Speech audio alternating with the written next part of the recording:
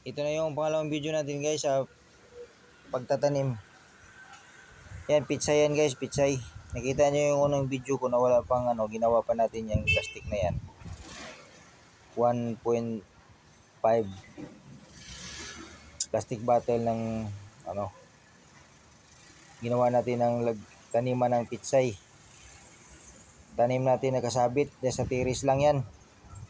O, buhay na yung buto ng pitsay guys. Sinadya ko marami para mayroon tayong mapagpilian kasi kung anong dyan, pag nakabuhilo na yan, magsisiksikan yan, pwede natin mabawasan yan. Yan guys, abangan nyo yung pangatlong video ko guys, mag-harvest na tayo. Ayan, binigyan niya yung itsura guys. Pasensya na nga dito kasi maingay, abot ang tinig dito sa kalsada kasi nasa tiris tayo. Narinig nyo ba yung may motor? O yun, nandito tayo ngayon sa tiris.